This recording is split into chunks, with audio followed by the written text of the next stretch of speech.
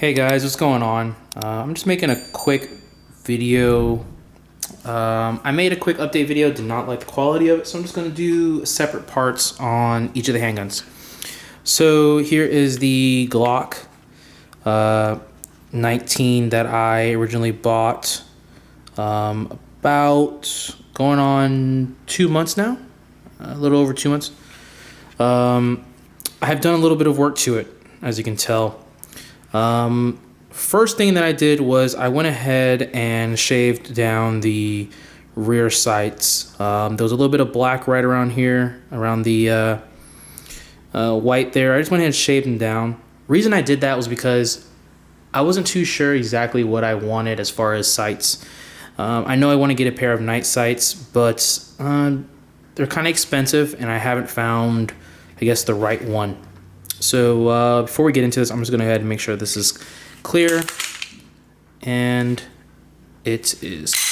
So other than that, I went ahead, like I said, I went ahead and did the rear sights. This opened up the sights quite a bit, and it made a huge difference to the quality of just picking up sight acquisitions, picking out my targets. It really did a pretty good job. Next, what I did was I shaved off the finger grooves. As you can see here, there are no more finger grooves. It's replicating the Gen 5 Glock 19s. I love the way those feel. So I said, you know what? I'm tired of having the finger grooves. They don't fit my finger well, so I'm just going to get rid of them, which I did. Next, after that, I went ahead and added a magwell, Magpul magwell. It's a little different than probably what you've used to seeing, because I went ahead and shaved it down a little bit as well too, just to clear it a little nicer here. Got rid of this. There was a harsh plastic groove right around here that I went ahead and got rid of as well. It's pretty good. I paid $19 for it, and it feels great. The only problem I had with it, I had to do quite a bit of shaving in here. I don't know if you can tell, but I had to shave quite a bit. It took me about an hour or two to actually get this properly fitted. I don't blame Magpul. I believe the place that I got this from, it's a store in North Carolina. I'm not going to put their name out there. I don't want to, ruin their credibility. But I believe they sold me a used magwell, as well as a magwell that's not properly fitted for Gen 4 Glock 19s like the box advertised. When I opened the box, the plastic packaging that this little guy comes in was already opened. The screw was already stripped, so I had to actually go to Home Depot and replace that screw. It's not the best fit, but it works and it gets the job done. After that, I went back to stippling and dremeling.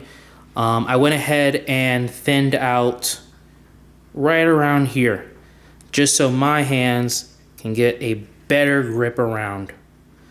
It made a big improvement. Also went ahead and dremeled and flattened right about here, as well as here, just so that my thumb and index finger wrap around and smoothly get into that grip, utilizing this little lip that's located here and here. After that, I went ahead and got rid of the backstrap groove. I don't have the largest hands, nor do I have the smallest hands, but all of the provided back straps and beaver tails that come with the Gen 4 just don't fit well in my hand. So since I'm not using it, might as well get rid of it. So I went ahead and dremeled and smoothed out that as well, which actually made it a little bit easier for my hand to grip around as well too. So I got rid of that and smoothed it out.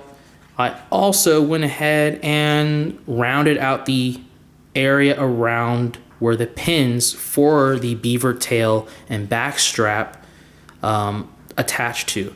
So I went ahead and just smoothed it out a little bit so it wasn't so harsh on the bottom of my index finger and thumb, just to get a better perch up on the handgun. After that, I went ahead and dremeled right in here. I didn't do too much. I'm glad I didn't go too far. I've seen tons and tons of photos online of people who just go way too deep. I think I went the appropriate height for my hands. It fits me well. Some people don't like doing it. I was like, you know what? I'm gonna give it a try.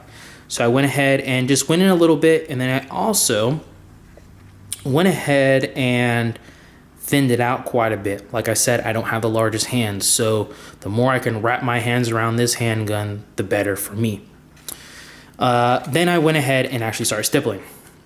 I went with a simple stippling of just dots all the way around here, all the way through here, back around here, up, high up here because my index finger, of course, rides that high. Right up underneath the beaver tail, up to about here. Now, the reason I stopped here is because I tend to shoot quite a bit of rounds when I go to the range. Now, to some, it may not seem like a lot, but I shoot every time I go to the range, which I've gone to the range with this handgun 3 times. I've shot about 400 to 500 rounds through it. Now, I don't have an AR. I don't have any other handgun that's actually mine. My wife has a SIG P320, which I'll be making a video on that. But when I go to the range, I'm solely shooting this guy. So that many rounds through this is quite a bit. So I made sure that when I went ahead and stippled, I did not do an aggressive stippling right here, because I don't want the web of my hand to be ate up every single time that I'm shooting this gun. So all the grip is where I need it. Right here, right here, right here. So basically, in this little pocket of my hand, not here. And that's made quite a bit of difference. Now in the future, if I decide that I want to go ahead and add that, I have the room to add that. So this is kind of like a testing phase. I definitely want to do more stippling work. I'm actually planning to do some stippling work on a SIG P320 and doing a giveaway on that. Probably asking why am I doing a giveaway so soon? It's mainly because I want to get this channel to grow. Plus, I want an excuse to stipple more, and why not give it out to somebody else? My wife's SIG, she wants some stippling work done, but the kind of stippling work that she wants done, I quite frankly don't have the talent yet to do. So she's holding off. She's pretty much just like, when you get to that point, let me know and I'll let you stipple my handgun, which is understandable. It's hers. After that, I sat for a while and I was thinking to myself, do I want to do an undercut right here? I love the look of it. So I said, you know what, I'm gonna go ahead and do it. I don't know how I feel about so far. Have yet to actually shoot with this undercut here, or undergroove, or what the heck you want to call it. But so far, where it lines up on my hand is almost perfect. I wish I would have pushed it back a millimeter or two, and my finger would have just fit even better. After that, I went ahead and touched up a little bit on the stippling and whatnot. It's not a harsh stippling. Like I said, I do quite a bit of rounds when I go to the range, so my goal is not to destroy my hands, because, well, I work on aircraft, so I would like to actually have hands that are useful after a Saturday or Sunday of shooting. After that, I went ahead and added a Victor's Tactical slide release, extended slide release.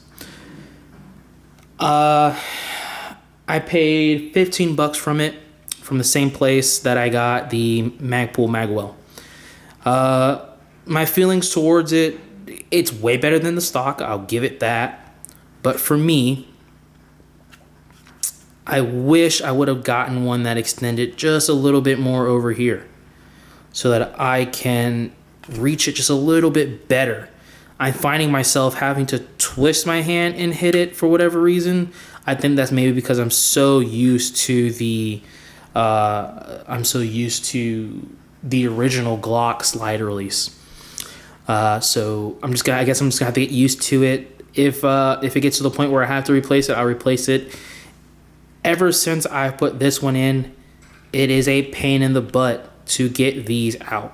Especially, of course, the top one, because that's where this one is attached to. Ever since I put this one in, it's been a mess to get this one out. It's usually taking me quite a bit of time. I'm gonna say it's user error, not gun error. I'll take the blame on that one. All right, so far, I went ahead and shot. I just looked at my notes because I've been keeping track on how much ammo I'm putting through this, as well as the types of ammo that I'm putting through this handgun. I just did a quick calculation, and I put up close to about 1,200 rounds through this Glock 19 within the last 2 months. So I've shot a lot of dirty stuff, a lot of dirty Tallulah, Russian ammo, some Winchester dirty calcium destroyed looking ammunition, up into the higher quality like your California Defender ammunition. I actually do like I believe it's Agula ammunition. If I'm not mistaken, it's Winchester ammunition that's made in Mexico. If I'm not mistaken, correct me if I'm wrong. I like that ammunition. Reason why is it's cheap and it's actually pretty clean compared to Tallulah ammunition, which where I'm at, Tallulah runs about $7.99, and Agula, if I'm butchering the name, let me know, runs close to about $9. So they're about $1 difference, and the Agula is just so much cleaner. I don't feel so messy once I touch the ammunition. I'm loading the ammunition at the range. Anyways, so what I went ahead and did was I did a cleaning of the handgun. It probably looks a little bit more shiny in here. That's because I went ahead and took some polish and polished up all the internal bits, as well as I did a CLP of the handgun as well too, and of course cleaning the barrel. Since doing that, the handgun cycles so much better. It slides so much easier. The trigger feels just a tad bit better. So I would definitely recommend it. I think it's called the 25-cent polish. I'll find a link and I'll put it in the description. And it worked pretty well. I'm surprised at the quality of cleaning that it did, as well as it just looks so much nicer in there. So yeah, that's all I've done so far on the Glock 19 Gen 4. My plans for it is just to keep it a low budget nightstand handgun, as well as a gun to take to classes. I plan on actually going to a handgun class this year, hopefully this year before September. Some of you probably know the Tactical Games event that goes on around the country. It's a pretty good excuse to go out there and shoot, move, communicate. Something that I don't tend to do too much in my normal job because I am not a combat MOS. So anyways, future plans, I would like to get a better trigger. Not the actual internal trigger, but just a better trigger housing. Sorry if you hear my dog in the background. Other than that, I plan on getting sights and a light. Like I said, this is the bedside handgun. I don't have night sights, nor do I have a light. So having one would be great. Hopefully a light. So if you have any suggestions, just please let me know down below. If you guys want to follow me on Instagram, that's usually the best place to follow me.